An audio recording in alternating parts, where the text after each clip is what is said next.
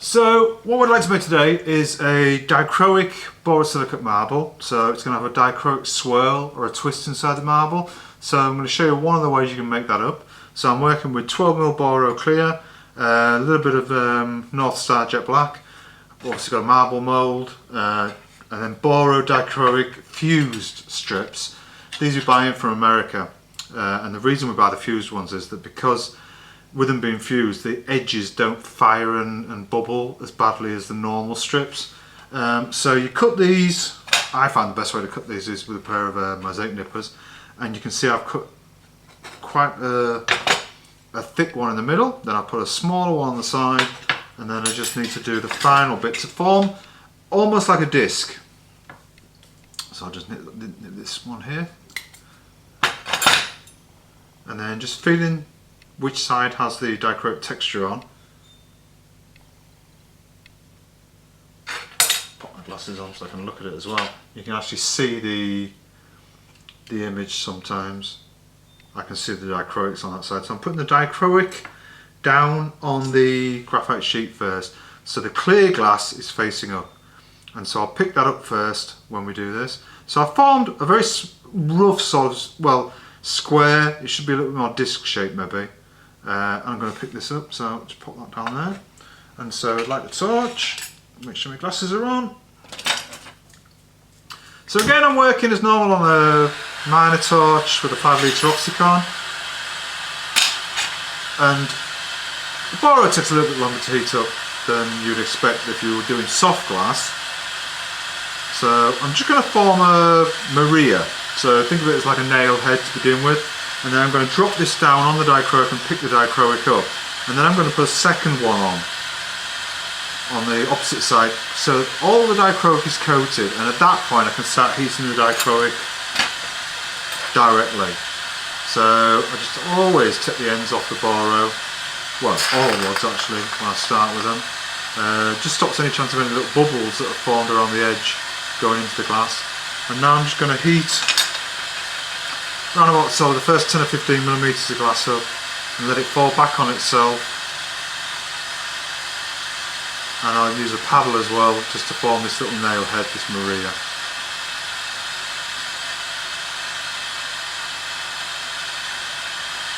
So there is loads and loads of colours in the fused strips that we get. We get two different sizes as well. We get 1/4 inch and we have 3/8 of an inch. 3/8 of an inch is just obviously a little bit bigger, so it's easier to form bigger pieces.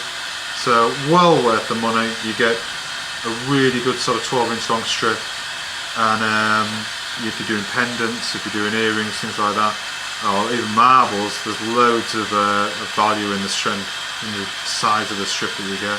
So I'm just going to flatten this Boro out now to form a little Maria.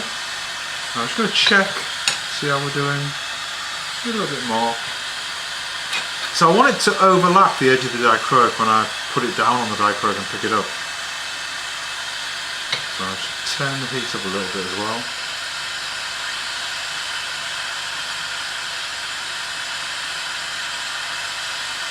And there's a really good tip is to use a hot plate. I mean, this should be okay, but if you want to pre-warm the dichroic, it just helps the glass pick it up straight away. I'll not do it this time because I think the dichroic is going to be warm enough for me to pick it up quite easily. Again, so I just flatten this out and I'll just check. I'm getting to about the size that I want now. So what I need to do is to get the face of the Maria really, really hot, so that when I put it down on the dichroic, it picks it up, doesn't leave behind one of the strips. So you'll start to lose the shape of the Maria, but once you're putting it down on the dichroic, it'll flatten itself out anyway. So, but red hot, as hot as you can get it. And then straight down.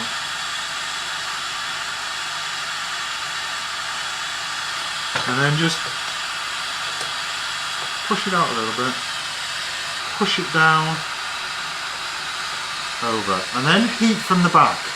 You don't want to be heating directly now onto the dichroic because you'll just burn it off. So with the second piece of 12mm, you want, while keeping the first bit warm, you want to start to form another Maria with this second piece. and this you're going to push over the dichroic, and then at that point the dichroic is fully covered and you can heat it directly because you won't be burning the dichroic off. But you can see I'm facing the dichroic away from the flame, just heating the back of the Maria, keeping it warm to stop the dichroic jumping off, but keeping the flame away from the dichroic at all times while I heat up the new rod and form the new Maria.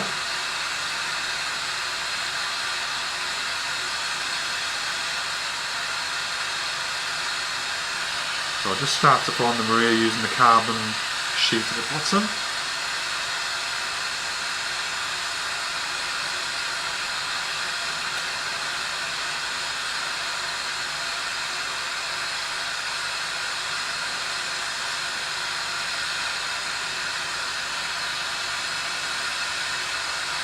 And again, just push out the Maria so we're getting to roughly the size we want.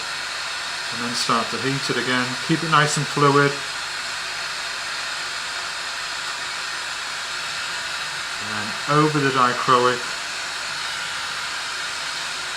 And then we need to cut this rod away.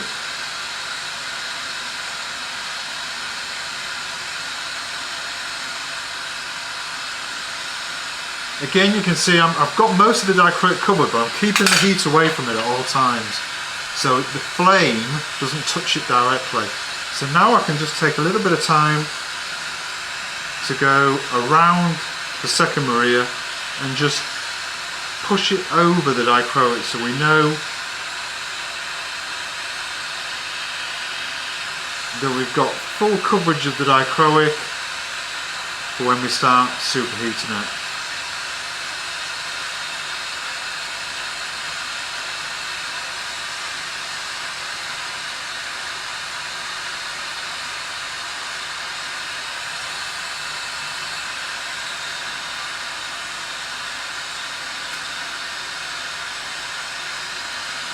Again, just make sure you can't keep going on about this too much, but you just really need to cover the edge of the dichroic. So you've got the two Marias now, well, the second Maria overlapping the first one. And then just melt it in. Now you can melt it because the dichroic's now fully protected, so you can start really going through it with the heat. And you just melt it in so you don't have this join, this crease. You want to melt that so it's nice and smooth. And then taking the rod that you've just cut off, the 12mm, start to heat the tip.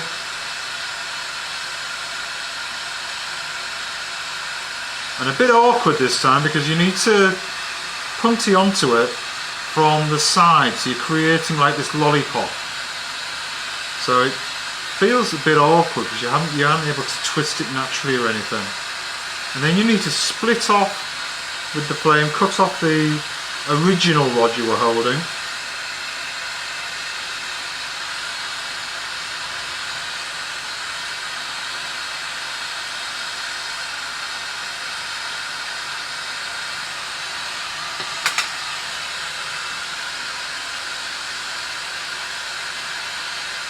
So now you've got almost like a lollipop of dichroic that's encased in clear. And now we can start to again superheat it, get it all nice and molten. Just flatten it again, just make sure you check it back into the disc shape before we put a twist on it.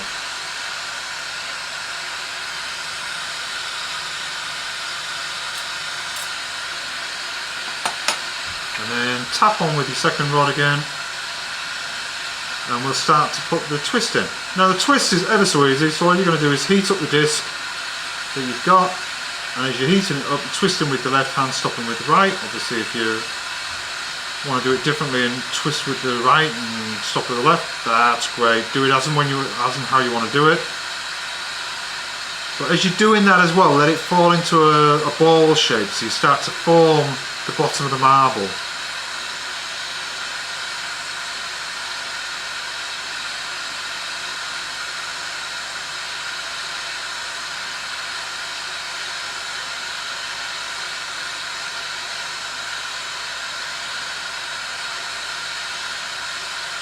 So if you've done the icicles before, you're sort of starting to create an icicle almost.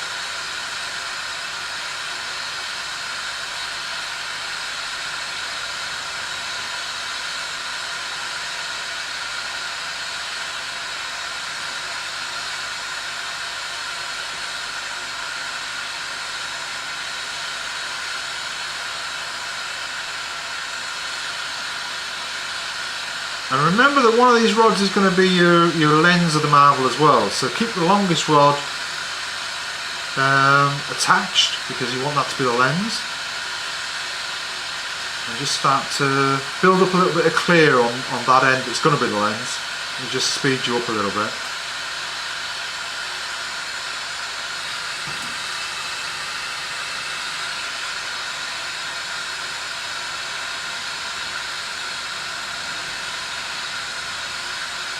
And again, I'll put some clear on the bottom as well.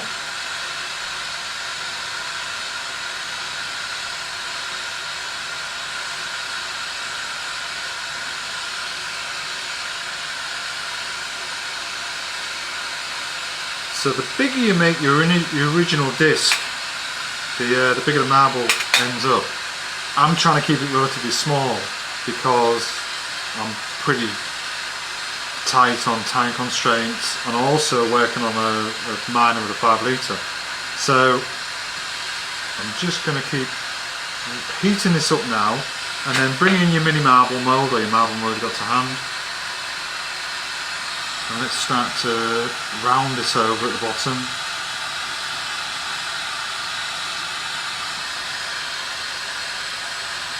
So I've got an air bubble inside the marble, but that's just going to be character. So don't beat yourself up over this to begin with. And now I'm going to take the, well, I did say North Star Jet Black, but I don't know if it's Galaxy, to be honest. It feels, when you pick up the rod, you feel like a texture on the surface, which, although it's black normally, that says to me it's a bit of Galaxy. And the difference is Jet Black's black, Galaxy's black as well. It just has this lovely sort of sparkle on it. So I'm going to go about 1/3 of the way down the marble, and now just heating the rod.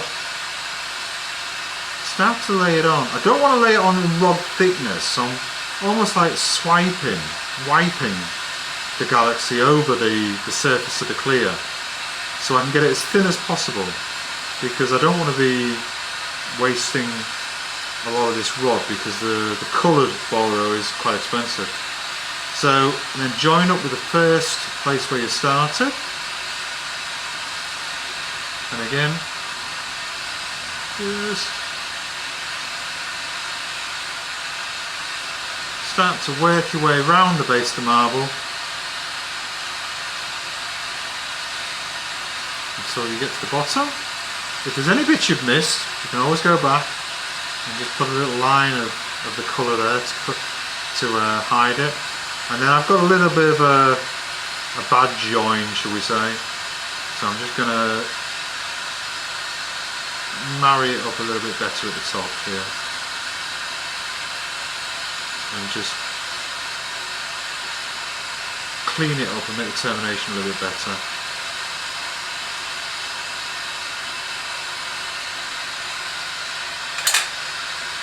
And so now I need to take 3 or 4 minutes, 5 minutes just to melt the whole thing together, because you can see it's obviously lost its shape quite a lot from being a marble, and start to get it nice and round again.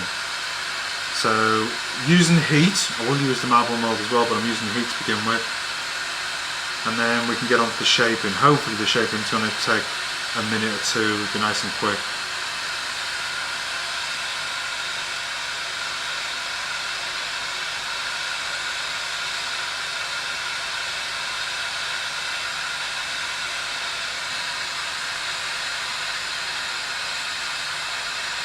So this black's a little bit thick, particularly around the rim, so I want to use the heat. I don't want to push it in with the marble. I want to try and use the heat as much as I can to get it to flow in naturally. If you were to use the marble, you'd get stop-start sort of areas where you pushed it in and it's not quite gone in neatly. If I use the heat, hopefully it'll just melt in more smooth.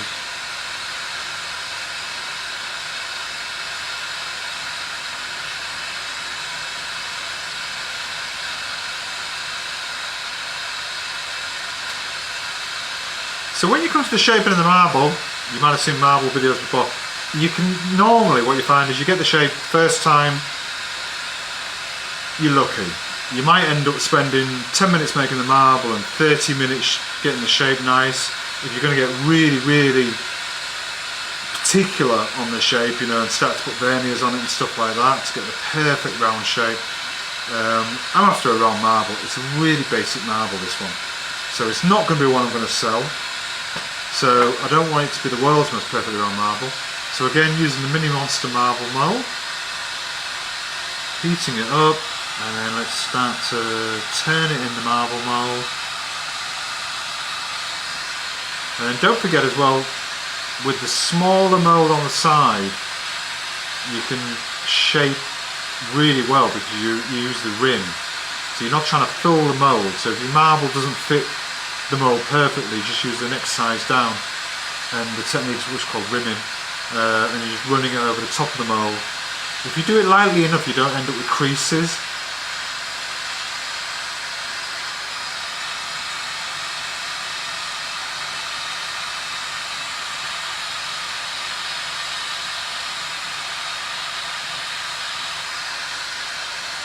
If you go in too heavy-handed on the rim, you will just put a crease in it and it won't roll. So go quite lightly to begin with.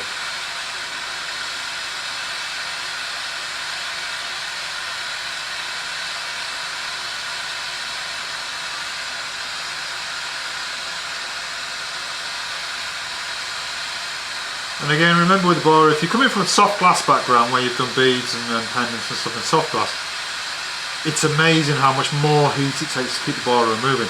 Of course, you can do this in soft glass. There's no reason why you can't. You know, we do all the dichroic with the Effectra fused strips. So I think I'm quite happy with the shaping on this now. So this is the back of the marble to the middle of the marble. Is relatively is round as I want it. So just flame it over because you will have some mold marks on it from when you've run it through the mold and run it through the rim. Flame it over and just take it out the flame and let it set for a couple of seconds. And then with the rod of Galaxy which we've got, heat the tip of the Galaxy and just smooth it over. And I'm going to do a cold seal. So I just want the marble warm through gently. I'm not joining it in the flame because I don't want to seal it. I want to be able to break it off when I finish the marble.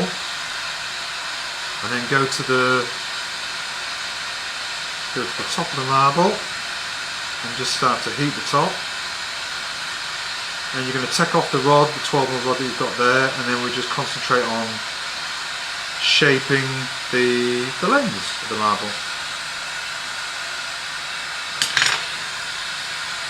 And be a little bit careful now because you're holding it on a cold seal.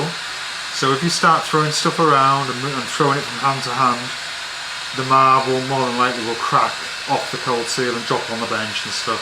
So just take it nice and careful. No sudden movements.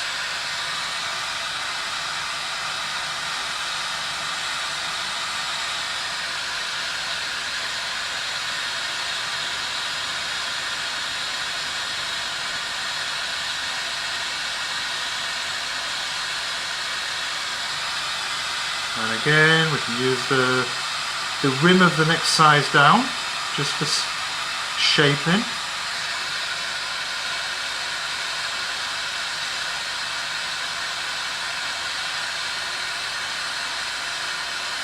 And I'm pretty happy with this now. It's not the best marble in the world, I know this, but it's my marble, so I'm happy with it. Again, when you've done the final shaping in the mould, just go through the flame and flame polish any marks off. Now take a couple of seconds, let's say 20 or 30 seconds outside the flame, so that you know now you're not going to put any more marks on the surface when you come to knock it off. So back of a pair of tweezers or back of a pair of mashers, rest it on the smaller mould in the marble mould and just give it a tap. And that'll just come off. So your cold seal is broken off.